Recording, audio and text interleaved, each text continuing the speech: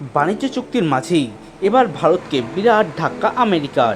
রাশিয়ার সঙ্গে বাণিজ্যকারী দেশগুলির ওপর 500% শুল্ক চাপাবে হোয়াইট হাউস।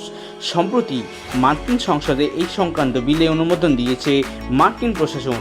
এই বিল পাশ হলে ভারত ও চীনের বাণিজ্যে বিরাট ধাক্কা খাবে বলে মনে করা হচ্ছে, কারণ বর্তমানে নিজ দেশের চাহিদা মেটাতে রাশিয়ার 70% জ্বালানি তেল কেনে ভারত ও চীন।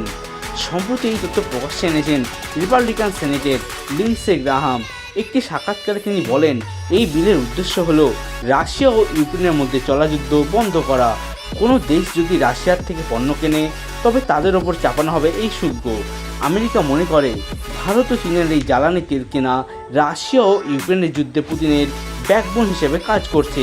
ফলে ইউক্রেনের পাশে দাঁড়াতেই এই পদক্ষেপ করা হচ্ছে বলে জানানো হয়েছে গ্রাহামের তরফে।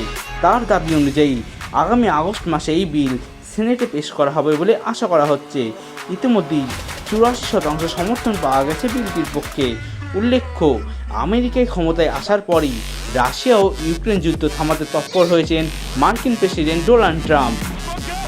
একবার পুতিনের সঙ্গে আলোচনার চেষ্টা হলেও এই বিষয়ে খুব একটা সাফল্য মেলেনি আমেরিকার। নিজেকে শান্তির দূত হিসেবে বিশ্বের সামনে তুলে ধরতে এই যুদ্ধ থামানোই ট্রাম্পের কাছে সবচেয়ে বড় চ্যালেঞ্জ। তাই যে কোনোভাবে ভ্লাদিমির পুতিনকে আলোচনার টেবিলে আনতেই কোমর বেঁধে নেমেছে আমেরিকা। সেই লক্ষ্যে রাশিয়ার ব্যবসা বন্ধ করে আর্থিকভাবে পুতিনের ওপর চাপ সৃষ্টি করতেই ট্রাম্পের এই পদক্ষেপ বলে মনে করা হচ্ছে।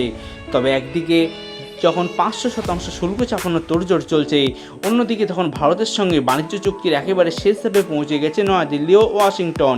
এই প্রসঙ্গে সোশ্যাল মিডিয়ায় ট্রাম্প জানান, আমার মনে হয় আমরা ভারতের সাথে একটি চুক্তি করতে চলেছি এবং এটি একটি ভিন্ন ধারার চুক্তি হতে চলেছে। এটি এমন একটি চুক্তি যার ফলে আমরা ভারতের বাজারে প্রবেশ ও প্রতিযোগিতা করতে পারবো। ভারত কাউকেই তাদের বাজারে প্রবেশ করতে দেয় না। আমার মনে হয় ভারত আমাদের প্রবেশ করতে দেবে।